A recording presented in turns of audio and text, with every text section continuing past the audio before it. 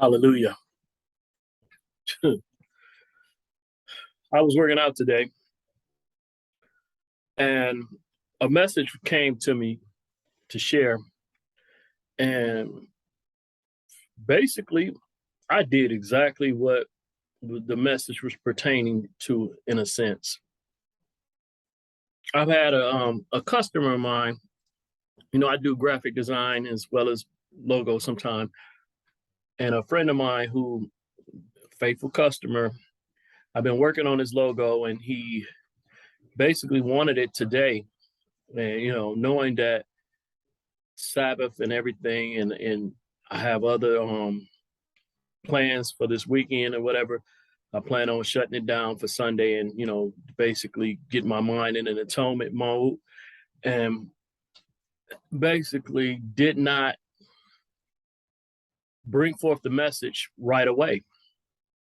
So I forgot some of the stuff. The focus was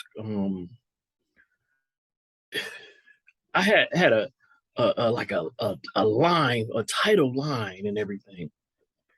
And it's done went away. I came and basically on my ride home, I was thinking about it and everything. And then soon I got home, I had talked to him or he had hit me up. And so I'm like, man, let me hurry up and finish this. So I compromised. I was close to, I guess, close for comfort, close to comfort. It's comfortable to have things done and finished and get to the end of it. And so sometimes you rush to do it, and so that you could have that where you can just exhale and just get it off of you and be done with it. But also the same thing was with the word that I had in me. It's like, okay, get that out. And so I end up finishing the work first instead of doing what I believe I was assigned to do. And that was a compromise. I wanted to honor my word to finish up the job that I had started for my friend and everything and have it by Friday. But I'm like, okay, how long would it have taken me to put that word out? Would it been I guess would it had interrupted the timing or whatever, seeing that I still got time. I don't start Sabbath until sun up, so I still had the rest of the night before I go to work, go to bed for work. And so it's like, man, and mind you, work is something that they've assigned me to, so it's not voluntary. But so the graphic, if I was going to do that, I couldn't do it on the Sabbath because that would be something that I assigning myself to. So I can't do that. I had to put it to the side. So I'm going to just go into some of the thoughts that I were having or whatever. I didn't really pull up any scriptures or anything, but I just was just ready to ramble. My thoughts were like, okay, looking at how King Saul, he was doing what he was supposed to do. And so the people started requesting of him or wanting of him to save some of the things that they were supposed to destroy. Be it the cattle and all of the other stuff, they were supposed to destroy everything. And so he was made uncomfortable. And instead of pleasing Yah, he made a decision to please the people. He was seeking comfort with those right in front of him, immediate comfort, not the long lasting comfort, which would come from, obeying Yah. And so often we seek the immediate comfort or the immediate, I guess, fulfillment. I was thinking about some other things, in natural sense or whatever. Okay, where you may have a situation where everything is not going as planned, but you're close to the final leg of the race or the or whatever you're entering in and whatever you're doing, and so you basically cut a corner.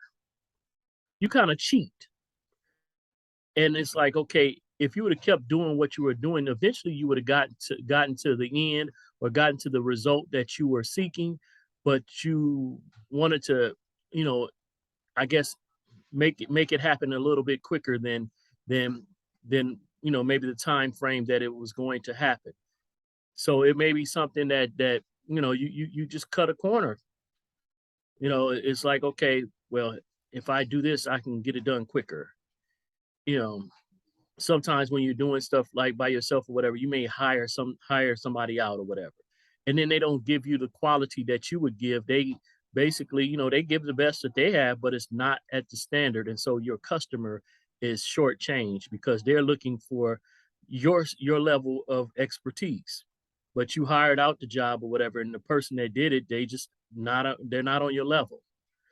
In relationships and stuff like that, a person may be faithful and everything else, and so they have a dry season or whatever, and something's going on where in the relationship where they're not being intimate, and so there comes another person on the outside that offers them intimacy and stuff instead of waiting for their partner, and instead of sharing themselves with their partner, they take that quick exit, which it ends up being an exit. They don't mean it to be an exit, but they're like, okay, I'll just do this, and they get a release. But that release, is it worth what they risked?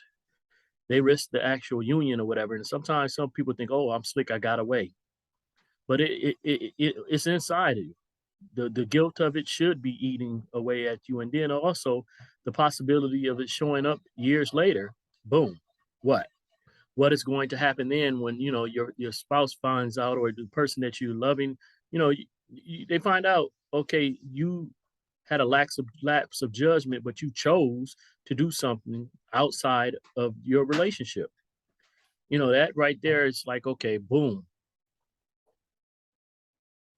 okay, I remember that time. Why'd you do that? Especially if they were sick or something like that. It's just like, okay, let them heal up and then come around. You were that impatient that you had to go forth and do what you did. It sometimes comfort can be an enemy. David was comfortable. He basically had been a mighty warrior fighting in many wars, and then he comfortable at home just chilling. And he happens to look out over his balcony and sees Bathsheba bathing, Bathsheba. Notice her name is Bathsheba, or that's how we pronounce it in bathing, bath. But anyway, he sees her bathing. She's on her housetop, which is high for her, so she's not expecting someone to be seeing her, I gather. I don't think she was doing it for David to see, but then he, basically sends for her, and he does what he does. But his comfort, was his enemy. If he would have been out in battle doing what he was supposed to be doing, he would have been nowhere near, his home, and he would have never nowhere near being able to see her nude, and then getting enticed and I guess lusting after her, and then setting up her husband to die. All these different things that he ended up doing is like one thing after another, trying to get to a result. That he compromised who he was. He compromised his character. It's so often that we end up compromising our character, trying to rush things or get a result, that we already were going to get that result, but if we just stayed a little bit patient. You see some people will, in business, take a deal or whatever, or do something, to try to get to the result quicker. Sometimes shystiness comes into play when it comes to, they may buy a lesser product or whatever and stuff like that. Oh, they get a better, I guess, profit margin and everything, but it's inferior. And then in the end, they may lose customers because people, they may sell a lot that one time, but the customer gets that inferior product, and now they say, okay, I'll never do business with you again. And that's one thing as a businessman, I run into stuff like that where I'm trying to give people good quality stuff. And a lot of times, they have to raise the price up on that. And so that in itself, it bothers some people because they're like, why is it so much? And I'm like, really, comparison to others, I'm actually still lower, but I guess they expect me to have a price point that's at a lower rating than others. And I'm like, I gotta be able to make some money. I'm not trying to rob anybody, but it's like, okay, you want me to bring forth inferior products, and would you still buy that? Would you buy a shirt that if you lifted it over your head, it almost tears? What would you do with that? Or would you want a shirt that you only have one wear out of it? You know, would you really want that? My shirts have long quality or whatever, they last for a while, but would you want something you get one wear and then basically it's garbage? No, I wouldn't. It would only be comfort for one moment. And then after that it wouldn't last. Who would want that? I don't know. I don't think anybody would want that. I guess even in, some of the things that we do, people hook up with people sexually and stuff like that, looking for a little bit of comfort. I never understood. I was watching some information and basically seeing how there's a secular star. Basically, he hooked up a friend and got him a job opportunity to be on a popular show, and him and his wife basically went through a divorce. He got children with this woman, and that same friend that he hooked up with this great job is now dating his ex-wife. It's like, man, that guy is looking for a little comfort, I guess. But that woman, she must didn't respect the guy that was her husband. And this guy, he's basically showing he doesn't have respect for that guy either. And his character, what kind of character is that? Someone who gave you an opportunity of a lifetime, and now you're engaged with his wife, his ex-wife, But why would you even want that? There's too many women out there. Why would you do that? But that comfort, I guess it maybe because he knew her, it was comfortable. They had, probably spent a lot of time together. He spent time with his friend, or who was the guy was his friend, and been around his wife, and he was comfortable with her, and they got way comfortable. I wouldn't doubt if there was some things going on before there was ever a divorce. Wouldn't surprise me one bit, but I don't know. I don't think I could ever get that comfortable. I don't want what somebody else has. I want my own. I don't believe in sharing what's mine, and you know, I'm stingy I used to be stingy with cake. So you think I'm gonna be even more stingy when it comes to my wife or a woman. This just doesn't make sense. Sorry, not sharing, not sharing at all. Friends and stuff like that, they can have as many friends as they want to, but when it comes to my woman, the one that I'm intimate with, nah, not sharing. That ain't happening. Let me see. Comfort situations. It's so many in the Bible, in the scriptures that comfort situations, but I forgot almost everything that I wanted to say. So I'm just winging it a little bit. I got to do better at that. I got to make sure that if I get something to give, I get on it and give it, because that's the obedience to Yah is the greatest gift towards Him. Because we what else can we offer Him other than our obedience? He doesn't even really need us, but He desires to have a relationship with us. So to stay in His presence, seeing that He's holy, we got to function in righteousness and in obedience. So that would be real comfort, to be in His presence. And so sometimes in that we have to lose our comfort when it comes to people. Many of the relationships that we have, it's they're going to try to compromise you against Him, but you have to make the decision. I would rather choose Him. And so if that compromises my relationship with them, me having a true character towards him, um, the choice is easy to me. But I guess today I showed that maybe it ain't too easy, but it's easy to talk on these things. One of the things about life is that we have opportunities to fail. We have opportunities to succeed.